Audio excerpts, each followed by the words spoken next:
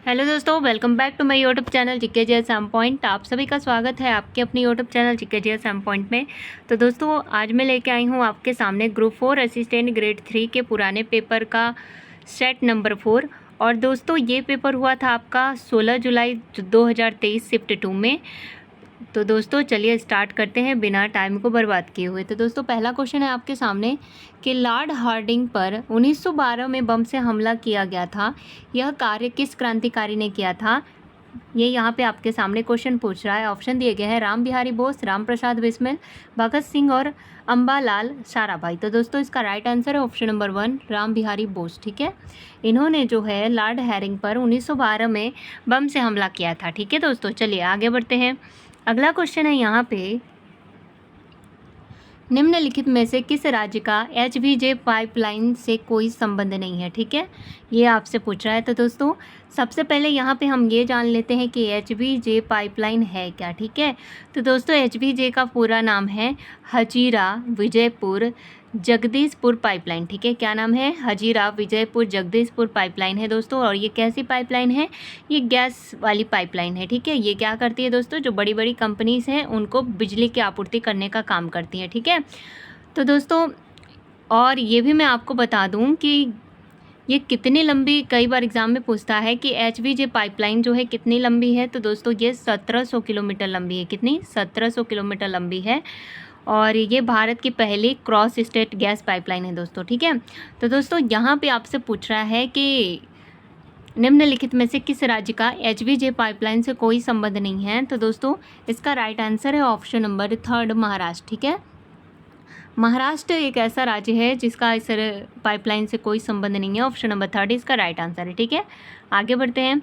अगला क्वेश्चन है यहाँ पे कि धामोनी उर्स मेला। ठीक है, क्या लिखा है? धामोनी उर्स मेला अप्रैल मई में सागर जिले के धामोनी में किसकी मज़ार पर आयोजित किया जाता है? ठीक है, धामोनी उर्स मेला अप्रैल मई में सागर जिले के धामोनी में से किसकी मज़ार पर आयोजित किया जाता है?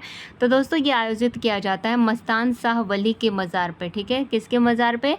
मस्तान शाह वली के मज़ार पे जो है दोस्तों ये मेला आयोजित किया जाता है। ये आपको ध्यान रखना है। ठीक है, और कब किया जाता है दोस्तों? अप्रैल मई मंथ में। ठीक है, आगे बढ़ते हैं। अगला क्वेश्चन है यहाँ पे पूछ रहा है आपसे कि मध्य प्रदेश में औपनिवेशिक युग की एक सच्ची नीली इमारत क्राइस्ट चर्च कहाँ स्थित है? ठीक है, तो दोस्तों, यहाँ पे पूछ रहा है कि मध्य प्रदेश में औपनिवेशिक युग की एक सच्ची नीली इमारत क्राइस्ट चर्च कहाँ स्थित है? तो दोस्तों, ये स्थित है सतना में। कहाँ स्थित है? सतना में। तो ऑप्शन नंबर 4 क्या है? इसका राइट आंसर है। ठीक है, आगे बढ़ें। अगला क्वेश्चन है यहाँ पे दोस्तों पूछ रहा है आपसे कि मध्य प्रदेश का कुल वन क्षेत्र कितना है? ठीक है, तो मध्य प्रदेश का कुल वन क्षेत्र है दोस्तों 13.72%। ठीक है, कितना है? 30.72% है दोस्तों मध्य प्रदेश का कुल वन का क्षेत्र। ठीक है, तो ऑप्शन नंबर 4 क्या है? इसका राइट आंसर है। आगे बढ़ते हैं। अगला क्वेश्चन है यहाँ पे कि द्रविड़ स्थापत्य कला में वृत्त स्थापत्य के किस प्रकार के आकार को दर्शाता है? ठीक है, द्रविड़ स्थापत्य कला में वृत्त स्थापत्य के किस प्रकार के आकार को दर्शाता है? तो दोस्तों, ये दर्शाता है वृत्ताकार को। किसे? वृत्ताकार को। तो ऑप्शन नंबर 4 क्या है? इसका राइट आंसर है। ठीक है, आगे बढ़ते हैं। अगला क्वेश्चन क्या है?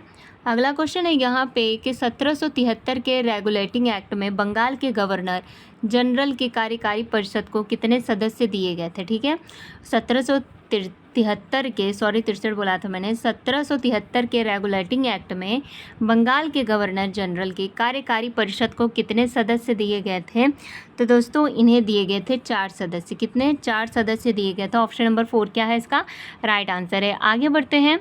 अगला क्वेश्चन है दोस्तों यहाँ पे कि निम्नलिखित में से कौन सा ढोल वाद्य यंत्र है? ठीक है, कौन सा ढोल वाद्य यंत्र है? तो दोस्तों, इसका राइट आंसर है ऑप्शन नंबर 3 कंजीरा। ठीक है, कंजीरा क्या है? ये एक तरह का ढोल वाद्य यंत्र है दोस्तों। ऑप्शन नंबर 3 इसका राइट आंसर है। ठीक है, आगे बढ़ते हैं। अगला क्वेश्चन है यहाँ पे कि केंद्रीय बजट 2020-21 के अनुसार सरकार किस वर्ष तक मत्स्य निर्यात को 1 लाख करोड़ रुपए तक पहुँचाना चाहती है? ठीक है, किस वर्ष तक? तो दोस्तों, इसका राइट आंसर है ऑप्शन नंबर 3 2024-25 तक जो है दोस्तों केंद्रीय बजट 2021 के अनुसार सरकार किस वर्ष तक मत्स्य निर्यात को 1 लाख करोड़ रुपए तक पहुंचाना चाहती है?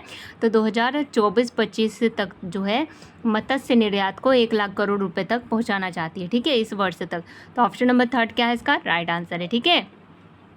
आगे बढ़ते हैं, अगला क्वेश्चन है यहाँ पे कि निम्नलिखित में से कौन सा, ठीक है, क्या आपसे पूछ रहा है कि निम्नलिखित में से कौन सा विकल्प राष्ट्रीय आवास बोर्ड दिसंबर 2022 तक में वर्तमान शेयर आधारित का प्रतिनिधित्व करता है, ठीक है। शेयर आधारिता का प्रतिनिधित्व करता है कौन सा बोर्ड? तो दोस्तों यहाँ पे राइट आंसर है वो है आपका ऑप्शन नंबर 3, ठीक है, केंद्र सरकार 100%, ठीक है। निम्नलिखित में से कौन सा विकल्प राष्ट्रीय आवास बोर्ड दिसंबर 2022 तक में वर्तमान शेयर आधारिता का प्रतिनिधित्व करता है? तो दोस्तों केंद्र सरकार करती है, वो भी 100% करती है, ठीक है। तो ऑप्शन नंबर 3 क्या है इसका राइट आंसर है। आगे बढ़ते हैं, अगला क्वेश्चन है यहाँ पे कि किस नोबेल पुरस्कार विजेता ने प्रगति के प्रमुख लक्ष्य को बढ़ती स्वतंत्रता या स्वतंत्रता को कम करना के रूप में माना है, ठीक है। किस नोबेल पुरस्कार विजेता ने प्रगति के प्रमुख लक्ष्य को बढ़ती स्वतंत्रता के रूप में माना है? तो दोस्तों ये नोबेल पुरस्कार विजेता उनका नाम है अमर्त्य सेन ने। किसने? अमर्त्य सेन ने जो है इन्होंने माना है कि अगर प्रगति का प्रमुख लक्ष्य अगर बोला जाए तो वो है बढ़ती स्वतंत्रता, ठीक है। बढ़ती स्वतंत्रता के कारण जो है दोस्तों यहाँ पे अपने देश की क्या हो रही, प्रगति हो रही है, ठीक है। तो ऑप्शन नंबर 4 क्या है इसका राइट आंसर है। अमर्त्य सेन ने ये बात बोली थी, जो क्या थे दोस्तों, नोबेल पुरस्कार विजेता थे, ठीक है।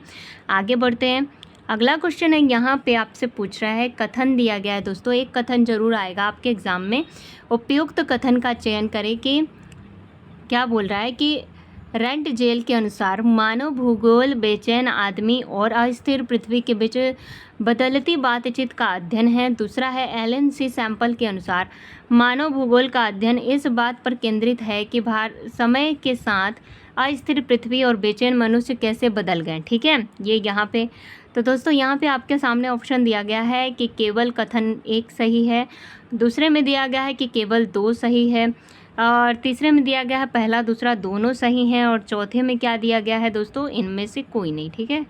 इनमें से कोई कथन जो है सही नहीं है, ये भी बोल दिया है यहाँ पे, देख लो, ना तो 1 ना तो 2। तो दोस्तों यहाँ पे जो है इसका जो राइट आंसर है वो है आपका ऑप्शन नंबर 2 के एलन सी सैंपल के अनुसार मानो, क्या बोल रहा है कि एलन सी सैंपल के अनुसार मानव भूगोल का अध्ययन इस बात पर केंद्रित है कि समय के साथ अस्थिर पृथ्वी और बेचैन मनुष्य कैसे बदल गए। ऑप्शन नंबर 2 क्या है इसका राइट आंसर है। ये कथन क्या है दोस्तों, सही है, ठीक है। आगे बढ़ते हैं, अगला क्वेश्चन है यहाँ पे कि वर्ल्ड वाइड वेब का आविष्कार किसने किया था, ठीक है। क्या बोल रहा है, वर्ल्ड वाइड वेब का आविष्कार किसने किया था दोस्तों, ये WWW का फुल फॉर्म है, ठीक है, किसने किया था।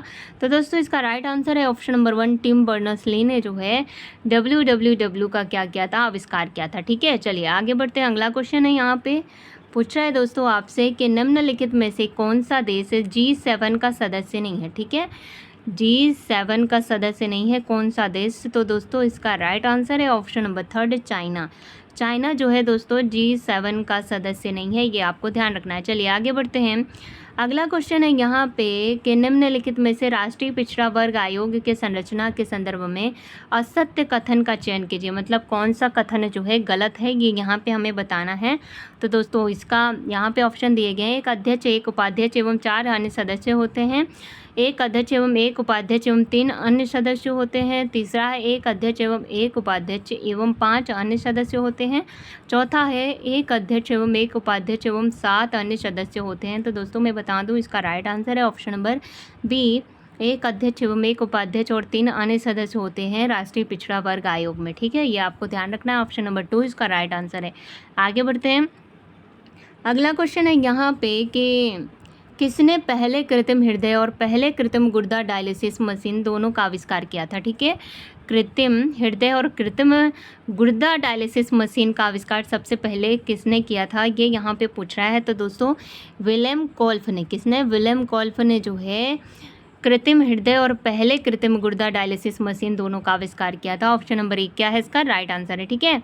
अब आगे बढ़ते हैं, अगला क्वेश्चन है यहाँ पे दोस्तों कि मार्को पोलो निम्नलिखित में से किस देश से थे। ठीक है, मार्को पोलो जो हैं निम्नलिखित में से किस देश से थे। तो दोस्तों ये थे इटली से। कहाँ से आए थे ये? इटली से आया था। ऑप्शन नंबर 2 क्या है इसका राइट आंसर है। ठीक है, तो दोस्तों यहाँ पे जो है 16 जुलाई 2023 शिफ्ट 2 का पेपर जो है कंप्लीट होता है और ये क्वेश्चन जो मैं आपको करा रही हूँ ये जीके के क्वेश्चन है। ठीक है दोस्तों, तो ये आपको ध्यान रखना है दोस्तों। अगर आपको ये क्लास पसंद आ रही है तो लाइक करना, शेयर करना, जो चैनल पे नए हैं चैनल को सब्सक्राइब कर लेना। ठीक है, और कमेंट ज़रूर करना आपको वीडियो कैसी लग रही है। तो मिलते हैं नेक्स्ट वीडियो में, तब तक के लिए बाय बाय।